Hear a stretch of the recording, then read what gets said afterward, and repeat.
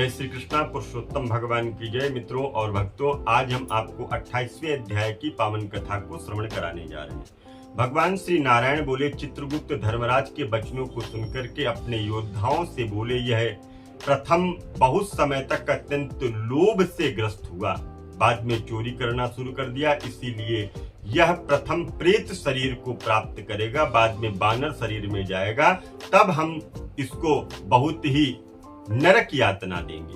हे भट्ट लोग, धर्मराज के गृह में यही क्रम चलता है। इस प्रकार चित्रगुप्त से आज्ञा को प्राप्त करके भयंकर भट्ट लोगों ने चित्रगुप्त की आज्ञा के अनुसार शीघ्र ही वैसा किया और उस ब्राह्मण को पीटते हुए प्रथम प्रेत शरीर में फल सहित वन में रखा और वह ब्राह्मण प्रेत योनि को प्राप्त कर निर्जन वन में गहन क्षुधा और तृषा से व्याकुल होकर के अत्यंत शोक से ग्रसित होकर के भ्रमण करने लगा।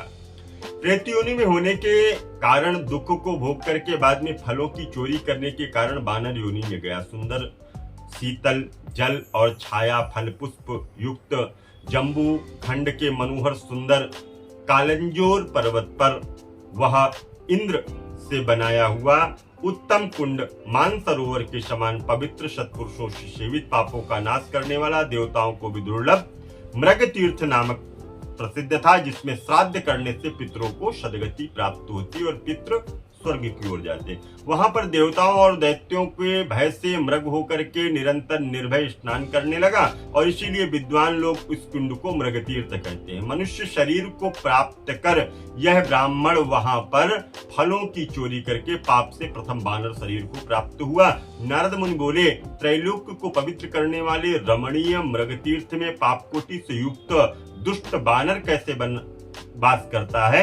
हे नाथ तपोनिध, मेरे मन का संदेह काटो, क्योंकि आपके समान गुरुजनों को अपने शिष्यों के विषय को कभी भी गोप्य नहीं होता है। सूत जी बोले, हे विप्रलोक, इस प्रकार नारद मुनि से प्रेरित होने पर अत्यंत प्रसन्न होकर के तपोनिध नारायण भगवान नारद मुनि का सत्कार करते हुए बोले, नारद से बोले, कोई चित्रकुंडल नाम का महान वैश्य था।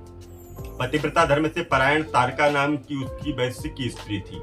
इन दोनों में भक्ति से पुरुषोत्तम मास का व्रत किया। जब पुरुषोत्तम मास का व्रत करते और उन दोनों का पुरुषोत्तम मास का समय व्यतीत हो गया, अंतिम वाले दिन स्नान करने के लिए हर्ष से युक्त होकर के श्रद्धा पूर्वक चित्रकुंडल उद्यापन किया और पुरुषोत्तम मास के व्रत के लिए वेद वेदांग को जानने वाले स्त्री सहित ब्राह्मणों को बुला करके इन्होंने भोजन कराया। नारद जी वहां धन के लोभ से यह कादर बानर भी वहां पर पहुंच गया और उद्यापन के विधि पूर्वक चित्रकुंडल ने बहुत बड़े दोनों से उत्पन्न सपत्ति ब्राह्मणों को देखा और राजा ने उन समस्त ब्राह्मणों को दक्षिणा इत्यादि दिया और दक्षिणा देकर के प्रसन्न किया। सब ब्राह्मण गृह की ओर गए, परंतु अत्यंत लोभी कादर ने उस वैश्य चित्रकुंडल ने सामने रोता हुआ खड़ा हो गया और विप्र विनय से विप्रता के साथ में कहने लगा, गदगद वाणी में बोला, हे चित्रकुंडल, हे वैश्यदेव, भगवत भक्ति के सूर्य, आपने पुरुषोत्तम मास का व्रत विधि से अच्छी तरह किया है। इस पृथ्वी तल में कहीं पर भी किसी ने नहीं किया। आप कृतार्थ हो और सर्वथा भाग्यवान हो। तुमने परम भक्ति से पुरुषोत्तम मास का सेवन किया है। तुम्हारे पिता धन्य है और तुम्हारी पतिव्रता माता भी धन्य है, जिन दोनों ने तुम्हारे समान हरिवल्लभ पुत्र को जन्म दिया। यह पुरुषोत्तम मास धन्य है, धन्य है आप, जिसके सेवन करने से मनुष्य परमलोक को प्राप्त कर सकता है। हे विप्रवंशे, तुम्हारी इस प्रकार की पूजा को देख करके मैं चकित हो गया। तुमने बहुत बड़ा काम किया, इसमें संदेह नहीं। हर्ष से ब्राह्मणों को बहुत सुंदर सा धन दे करके आपने विदा किया है। इस प्रकार के कादर के वचनों को सुनकर के चित्रकुंडल वैश्य ने कादर को धन दिया। कादर ने धन को लेकर के प्रसन्नता से उसको जमीन में गाड़ दिया और वहां पर कादर ने त्रिपुरुषोत्तम भगवान की पूजा को देखी। धन के लोभ से पुरुषोत्तम मास की प्रशंसा की और पूजा के दर्शन महात्मा और पुरुषोत्तम भगवान की स्तुति से धन को लोभ होने पर मृग तीर्थ को गया। श्रुति जी कहते हैं, दर्शन से, स्तुति से, धन के लोभ करने से भी दुष्ट बानर को उत्तम तीर्थ में स्नान का सेवन प्राप्त हुआ। हे द्विज लोग, श्रद्धा पूर्वक या आदर पूर्वक पुरुषोत्तम मास में देव का दर्शन और स्तुति तत्काल सपत्नीक के पुण्य को प्राप्त कराता है। नारद जी बोले, हे ब्राह्मण, सुंदर वृक्षों से शोभित, सुंदर शीतल जल वाले, मनोहर घनी छाया वाले वन में रहने वाले का कारण क्या है, सो आप कहिए। भगवान नारायण कहते हैं, नारद, आनग तुम सुनो, सुनने की इच्छा करने वालों को मैं अवश्य सुनाता हूँ। इसके कुछ कारण हैं जिसके श्रवण से पापों का नाश हो जाता है। समस्त अर्थ और फलों का दाता दशरथ जी के पुत्र रामचंद्र जी ने समुद्र के ऊपर सेतु बांध करके रावण का नाश किया। उन रामचंद्र विभीषण को छोड़ करके बाकी समस्त राक्षसों का वध कर दिया, किसी को नहीं छोड़ा। अग्नि की परीक्षा कर सीता को ग्रहण किया। ब्रह्मा, शंकर, इंद्र आदि देवता रावण के वध से प्रसन्न होने पर बोले, हे राम, तुम वर मांगो। ऐसा कहने पर भक्तों को अभय करने वाले रामचंद्र जी बोले, हे देवता लोग, यदि इस समय वरदान देना चाहते हो तो सुनो।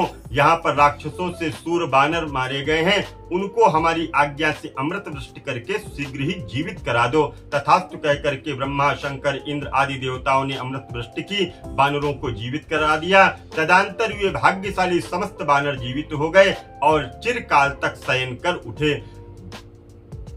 उठे हुए के समान दिखने लगे। रामचंद्र ने चारों तरफ देखा, समस्त बानरों के पुष्पक विमान पर जाकर के सवार होकर के प्रसन्न मुख वाले मुखकमल से तेजस्वी भगवान रामचंद्र जी की जय जयकार बोलने लगे। श्री रामचंद्र जी बोले, हे सुग्रीव, हे बानर, हे जामवंत, बानरों के साथ में आप सब लोग मित्र का समस्त कार्य किया है और आप लोग उन बानरों को आज्ञा दो, जिससे यहाँ से समस्त लोग आज्ञा को पाकर के अपनी अपनी इच्छा के अनुसार जंगलों में जाएं। हमारे ये दीर्घजीवी बानर जहां जहां पर वास करेंगे वहां के वृक्ष पुष्प फलों से युक्त हो जाएं, नदी मीठी जल वाली हो जाए, शीतल जल के सुंदर सुंदर तालाब भर जाएं और इनको कोई भी मना न करे। हमारी आज्ञा से समस्त बानर यहाँ पर निवास करें। रामचंद्र जी के इस प्रकार के प्रभाव से बानर जाति के समस्त प्रकार के लोग वहां पर वन में मीठे जल वाली नदी के किनारे सुंदर तालाब होते थे, पुष्प पत्र से युक्त सुंदर फल वाले बहुत से वृक्ष भी वहां पर होते थे और अदृष्ट से होने वाले पूर्व जन्म के सुख दुख जहां तहां प्राणी निवास किया करता था वहां वहां अवश्य जाते थे, क्योंकि बिना भोगे कर्म का नाश नहीं होता है, ऐसी वेदिक की आज्ञा है। नारायण बोले, फिर वहां पर एक लालची बानर पर्वत के समान बढ़ता हुआ प्यास भूख से पीड़ित वन में विचरण करने लगा। उसके मुख से पित्त के प्रकोप से पीड़ा उत्पन्न होने लगी। पीड़ा से दुख होकर के घावों से दिन रात रुधिर बहा करता था। अत्यंत पीड़ा के कारण कुछ भोजन नहीं मिल सकता था और वह बानर चंचल बस वृक्षों से उत्तम फलों को तोड़ करके खाता, जाकर के बहुत से फलों को जमीन पर गिरा दिया करता था। वह बानर पीड़ा के कारण कहीं भी एक स्थान पर बैठने में असमर्थ था। एक वृक्ष से दूसरे वृक्ष पर जाता, मृत्यु को देखने वाले और मानने वाले लगा। किसी समय पृथ्वी पर गिर पड़ा और अत्यंत दुखित होकर के विलाप करने लगा। शरीर छूट जाने से जलहीन मछलियों के समान तड़पता हुआ रोदन करने लगा। शिथिल शरीर हो गया और गलित मुख वाला वह बानर भूख प्यास से पीड़ित हो गया। उसके समस्त दांत मुख रोग से पीड़ित होकर के भूमि पर गिर पड़े और पूर्व जन्म के कृत कर्मों से इस तरह के दुखों को प्राप्त किया। इस प्रकार नित्य निराहार रहते हुए बानर को देव योग से श्री पुरुषोत्तम मास आया। इस पुरुषोत्तम मास में भी उसी प्रकार शीत वात आदि से पीड़ित रहा। किसी समय बहुत पक्ष में गहन वन में विचरण करता हुआ प्यासा बानर जल कुंड के पास में पहुंचने पर भी जल पान नहीं करने में समर्थ हुआ।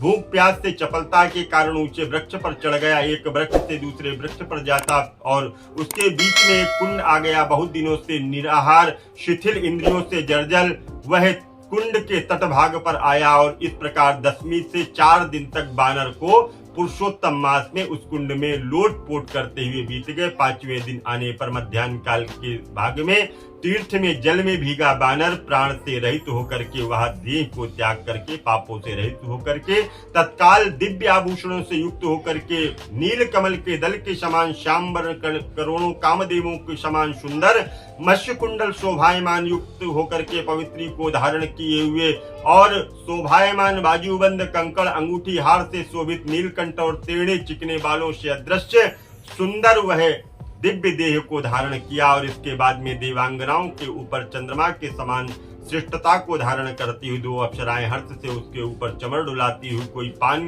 लिए खड़ी हुई है और सामने अप्सराएं नाच रही हैं। गंगा जल में कोई खड़ी है, कोई उसके सामने गाने बजाने कर रही। इस प्रकार से वैभव को देख करके चित्र में बने हुए समान निश्चल हो गए और इस तरह से नारायण भगवान की सेवा करता हुआ श्री नारायण कहते हैं, इस प्रकार के तर्क से कादर ने सुख का बहुत बड़ा खजाना प्राप्त कर लिया और दिव्य विमान को सामने देख करके आश्चर्य को प्राप्त किया। बाद में हरिभटों ने उस कादर को हार्दिक अभिप्राय जान करके उसके सामने विनय पूर्वक हाथ जोड़ करके उसके चरणों में नमस्कार कर वानर शरीर को त्यागे हुए इस कादर को सुंदर वचनों को कहा। तो इस तरह से मित्रों हमने आपको 28वें दिन की पावन कथा को श्रवण कराया है। अगर आपने अभी तक हमारे चैनल को सब्सक्राइब नहीं किया तो कृपया सब्सक्राइब भी करें, बेल आइकन को दबाइएगा और शेयर भी करिएगा, जिससे आपको हमारे ज्ञानवर्धक वीडियो प्राप्त होते रहे। किसी भी प्रकार का कोई भी पूजन पाठ के अनुष्ठान से संबंधित कार्य पूछना चाहते हैं तो निसंदेह आप हमको कॉल करिए। पुनः मिलूंगा आगे की वीडियो में, तब तक के लिए सभी को जय श्री कृष्णा।